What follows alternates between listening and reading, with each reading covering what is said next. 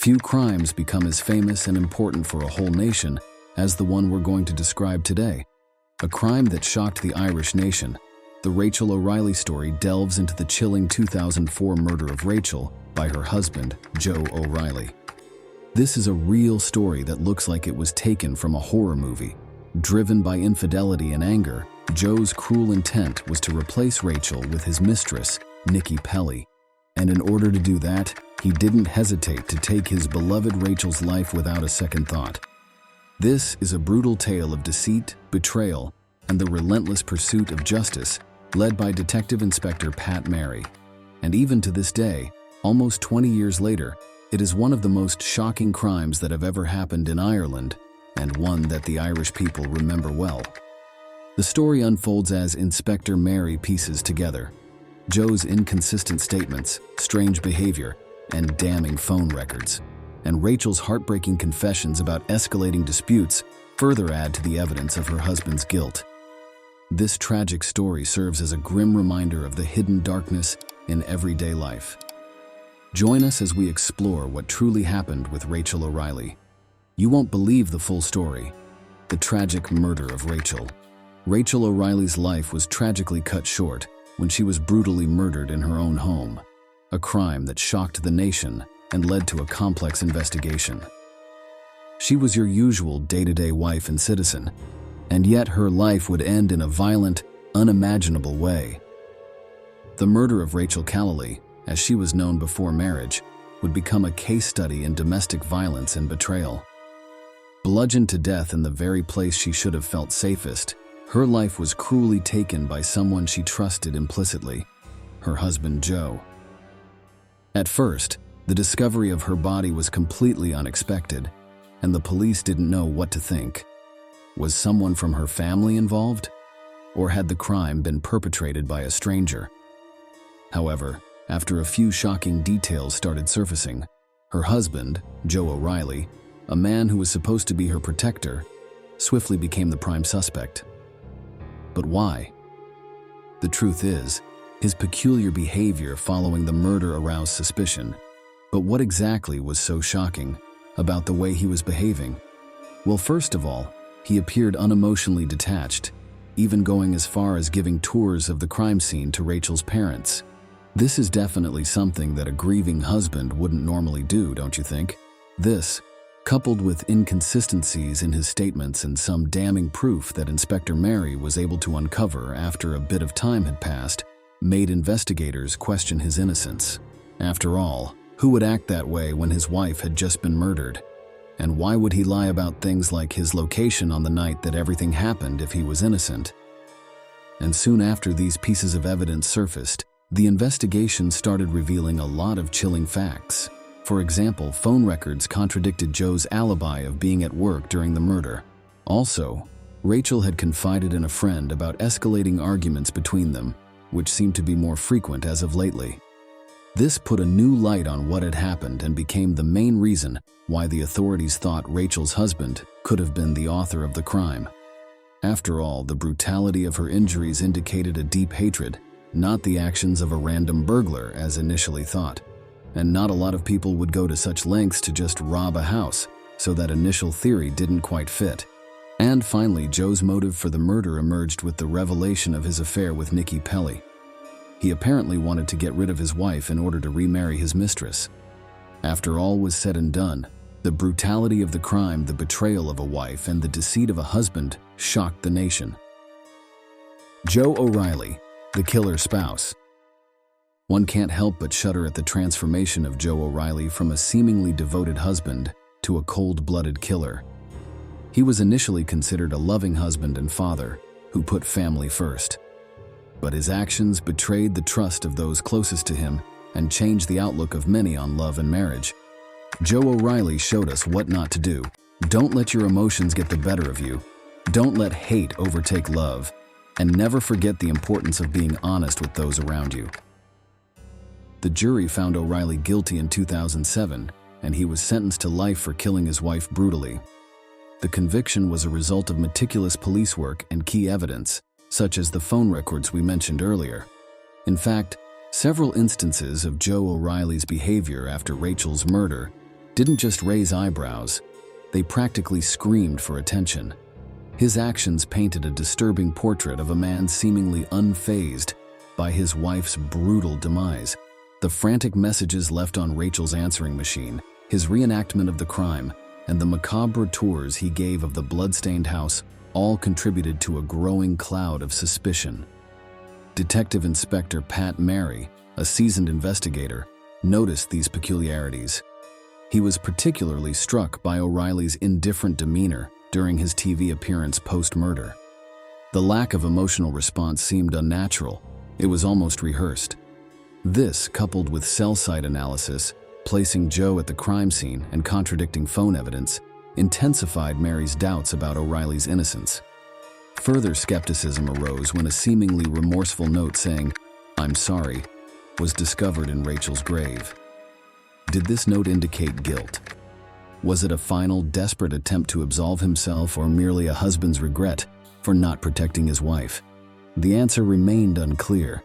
But what was probably the worst part of it all was that Joe showed absolutely no remorse during the whole trial.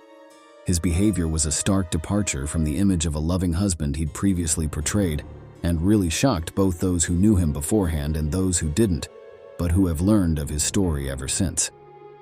His life sentence serves as a stark reminder of the consequences of such brutal actions.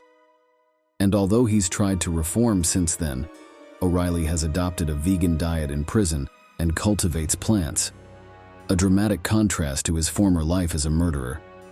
He will likely never be forgiven. He's been denied parole 3 times, and even if his case is due for consideration again soon, it's not very probable that he'll be out of jail soon. Role of Detective Pat Mary. This story wouldn't be complete without mentioning the relentless determination of one man, Detective Sergeant Pat Mary. He's the guy who put the puzzle pieces together. He began to suspect O'Reilly early in the case, noting inconsistencies in O'Reilly's accounts and observing his peculiar behavior. It all started when O'Reilly, the husband, returned to the sealed crime scene, showing absolutely no grief. And then, he even began giving tours of the crime scene, which looked like the biggest red flag alert you could have ever seen. And that's not all. The brutal nature of Rachel's injuries just didn't match up with the burglary story that was being pushed at first. Now here's where things get even more twisted. Phone records placed O'Reilly near the crime scene at the exact time of the murder, and he admitted to having an affair after the interrogation. Suddenly, Pat Mary had found himself a motive for the crime. But the detective didn't stop there. He was relentless. He pieced together all these tiny details, and at the end of it all, guess what he got? A confession. A confession that led to O'Reilly's conviction and life imprisonment. Proof, if you needed it, that thorough police work does make a real difference. Unraveling the motive behind murder. But hang on. Why did Joe O'Reilly, a seemingly ordinary husband, resort to murdering his wife Rachel? This is the question that perplexes investigators and society alike. Unraveling the motive behind the murder is often a complex and distressing task, and this case was no exception. O'Reilly brutally bludgeoned Rachel to death, the nature of her injuries indicating a deep-seated animosity. After all, you need to have a very intense feeling of hatred to carry out such a violent act. It's not like he simply strangled her in a fit of rage or shot her during an argument. The evidence soon revealed that O'Reilly had been leading a double life, deceiving Rachel with an affair.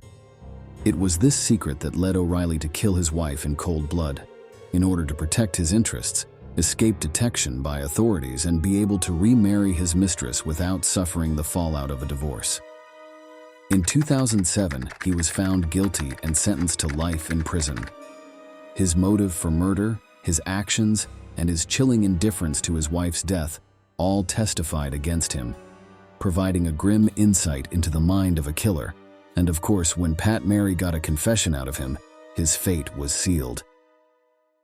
What about the "I'm sorry" note? In the aftermath of the horrific murder of Rachel O'Reilly, a chilling discovery was made on her tomb: an "I'm sorry" note. This mysterious note added another layer of intrigue to an already shocking crime. Speculations arose about who could have left it there and what it meant. Some believed it was a genuine expression of remorse from the killer, while others suspected it was a calculated move to mislead investigators. The "I'm sorry" note became a focal point of the investigation as detectives tried to decipher its significance. Was it a heartfelt confession or a cunning ploy to divert attention? The note raised more questions than answers, leaving the public captivated by the enigma surrounding Rachel's tragic fate. As the case unfolded, the note took on a haunting quality. It became a symbol of the deep-seated emotions and hidden secrets that had taken residence inside the O'Reillys' marriage, and people wondered if it was an admission of guilt or a desperate plea for forgiveness. In the end, the "I'm sorry" note remained an unresolved part of the puzzle. Its true meaning in Oregon remained shrouded in mystery, although we can imagine that Joe actually repented of his horrible act and decided to try and make things right somehow.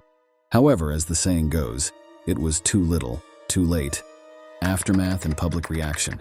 Following Joe O'Reilly's conviction, the public's reaction was one of shock and relief, with many expressing their sympathy for Rachel's grieving family. The aftermath and public reaction were widely covered by the Irish Mirror and other media outlets.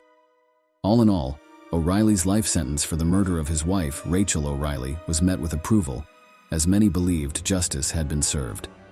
What else could the police have done with a person who had not only killed his own wife in cold blood, but also showed no remorse at the beginning and eventually confessed about his actions? But that was not the only figure that generated a reaction from everyone. Rachel's mother, Rose Callally, became a symbol of strength and resilience in the face of unimaginable loss. Her strong stance against O'Reilly's potential release garnered widespread public support. Even today, the Callally family's grief and loss were palpable, resonating with many who followed the case. That's another reason why it's not very likely that Joe will ever be released from prison. And what about Pat Mary? Who was the detective who ended up solving the case and who had to watch as an innocent woman lost her life? His dedication was remarkable. He worked tirelessly to ensure justice prevailed for Rachel Callally and her family, and he garnered a lot of approval from the public eye. Even today, Joe O'Reilly's imprisonment sparks public interest and debate. His repeated parole rejections are a constant reminder of the brutal crime he committed, and the public always reacts with indignation each time O'Reilly's potential release is mentioned. After all, he was the protagonist of one of the worst crimes Irish society has ever known, and many feel that the perpetrator of such a heinous crime shouldn't be given the chance to rejoin society, even after so much time has passed.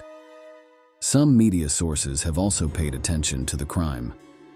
The Channel 5 documentary, The Lie: Murder in Suburbia, further intensified public interest in Rachel's story. The documentary shed light on the disturbing details of Rachel's murder and O'Reilly's chilling behavior, leading to an outpouring of sympathy for the Callally family. In the wake of Rachel O'Reilly's tragic death, the public's reaction underscored a collective desire for justice and a shared sorrow for a life taken too soon. The aftermath of the crime left a deep impact, not just on those directly involved, but on the entire nation. What do you think of this horrible crime? Let us know in the comments. And if you want to hear more stories like this one, we recommend that you like the video and subscribe to our channel. See you in the next video.